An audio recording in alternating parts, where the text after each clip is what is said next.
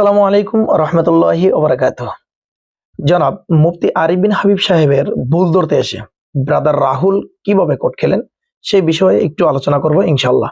তো চলুন আগে ব্রাদার রাহুল কি বলেছেন সেই বিষয়টা শুনে আসি।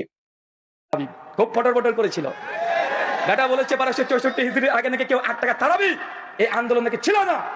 আমি তোমাকে চ্যালেঞ্জ করে বলেছি, মায়ের যদি দুধ খেয়ে থাকো 1284 হিজরির আগে তারাবি তাহাজ্জুদ আলাদা নামাজ একটা দলিল তোমার বাপের ঘর থেকে হলে দিয়ে যাবে। তো আমরা তো সেই কথাটা শুনলাম। এখন আসলে কি আরিফ বিন হাবিব কি কথা বলছেন, কোন বিষয়ে কথা বলছেন, তো চলুন সেই বিষয়টাও আরিফ বিন হাবিব সাহেবের কাছ থেকে শুনে আসি। আরিফ বিন হাবিব সাহেব কি বলতেছে একটু শুনেন। তো আপনাকে বলবে, ভাই সাহরি খাইছেন? হ্যাঁ খাইছে, আলহামদুলিল্লাহ। রোজা রাখছেন? আলহামদুলিল্লাহ রেখেছে। গত রাতে তো প্রথম তারাবি গেছে, তারাবি পড়েছেন আপনি? আলহামদুলিল্লাহ পড়েছেন। ভাই 20 পড়ছেন না 8 পড়ছেন? বলবেন 20 ও 8। কি বলবেন?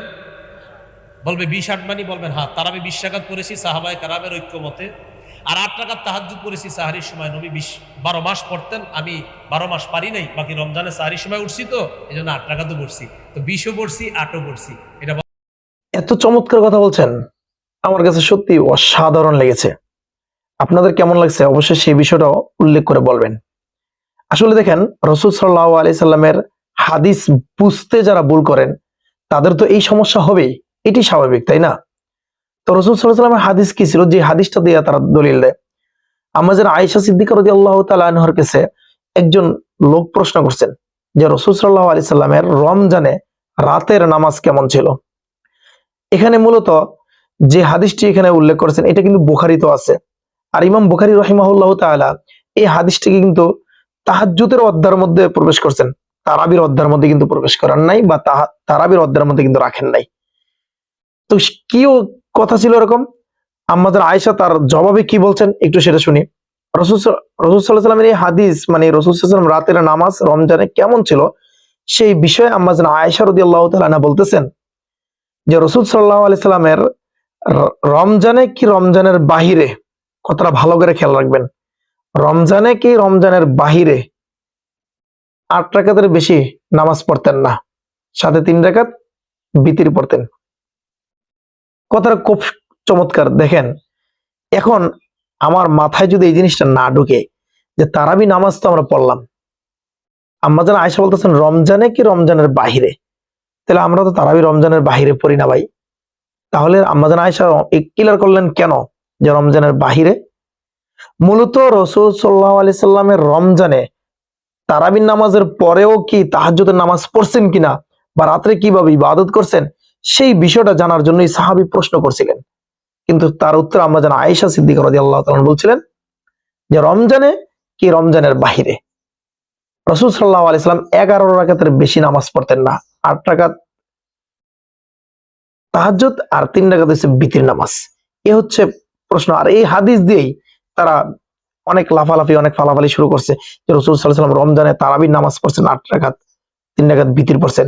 দেখেন, এই একই হাদিস দিয়ে আবার তারা রমজানের 8 রাকাত তারাবির দলিল হিসাবে পেশ করে, কিন্তু বাকি 3 রাকাতের দলিল কিন্তু তারা আর পেশ করে না। তারা এখানে বিতির নামাজ পড়ার চেষ্টা করে 1 রাকাত। কি আজীব এক তামাশা, তাই না? আসলে কোরআন হাদিস নিয়ে যখন আপনি গবেষণা করবেন, এই বিষয়ে যখন আপনি পড়ালেখা করবেন, আপনার দিমাগে অনেক কিছু ঢুকবে না। দেখেন, তারা যে হাদিসটি দিয়ে জানাজার নামাজ পড়ার কথা বলতেছেন, জানাজার নামাজের মধ্যে সূরা ফাতিহা পড়া ওয়াজিব বলতেছেন, সেই একই হাদিসের দলিল দিয়ে রেফারেন্স দিয়ে সনদ দিয়ে কিন্তু এই হাদিসটাকে তারা দুর্বল এবং সেটাকে জাল হাদিস হিসেবে সাব্যস্ত করতেছে। কত হাস্যকর একটি বিষয়। তা আসলে রমজানে আপনি কত রাকাত নামাজ পড়বেন সেটা আপনার উপর ডিপেন্ড করে, কারণ রমজানে যত বেশি ইবাদত করবেন তত বেশি ফায়দা আপনারই হবে। 3 ইমাম হযরত ওমর রাদিয়াল্লাহু তাআলা আনহুর জামানা থেকে নিয়ে শেষ আলী রাদিয়াল্লাহু তাআলার জামানা পর্যন্ত, বিশেষ করে 14 হিজরি থেকে জামাতে নামাজ পড়ার তারাবির যে বিধান চালু হয়েছে, ওমর রাদিয়াল্লাহু তাআলা যখন এই নামাজকে যখন 20 রাকাত পড়ার জন্য আদেশ দিলেন কয়েকজন সাহাবীদেরকে, এখানে তামিম দারি রাদিয়াল্লাহু তাআলা আনহু সহ ছিলেন, এরকম আরো কয়েকজন সাহাবী ছিলেন যখন, তো ওই সময় কয়েক লক্ষ সাহাবী জীবিত ছিলেন। তারা কিন্তু বলতে পারতেন যে রাসূল সাল্লাল্লাহু আলাইহি ওয়াসাল্লাম 8 রাকাত পড়ছেন, আপনি কেন 20 রাকাত চালু করতেছেন?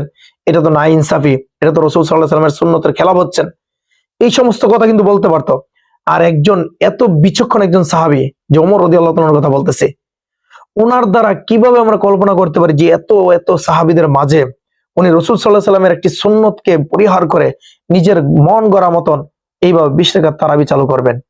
আসলে রাসূল সাল্লাল্লাহু আলাইহি ওয়াসাল্লামের 20 রাকাত তারাবি ছিল, সাহাবাকের আমরা পড়ছেন, বিচ্ছিন্নভাবে পড়ছেন। ওমর রাদিয়াল্লাহু তাআলার সময় যখন এটা জামাতের সাথে চালু হয়েছে, তখন কিন্তু এটা একটা ফয়সালা হয়ে গেছে। আর মক্কা মদিনায় সাহাবীদের আমল থেকে রাসূল সাল্লাল্লাহু আলাইহি ওয়াসাল্লামের যুগ থেকে নিয়ে এখন পর্যন্ত 20 রাকাত তারাবি হচ্ছে। এটা হচ্ছে অনেক বড় একটা প্রমাণ। দেখেন, তা আল্লাহ সুবহানাহু ওয়া তাআলা আমাদেরকে 20 রাকাত তারাবি নামাজ পড়ার তৌফিক দান করুক। 20 রাকাত না, আরো বেশি আমরা নফল নামাজ পড়বো, বিশেষ করে সারা রাত্র জিকির আজকার করব, সমস্ত কোরআন তেলাওয়াত সহ সব ধরনের জিকির আজকার করার তৌফিক দান করুক। আমিন।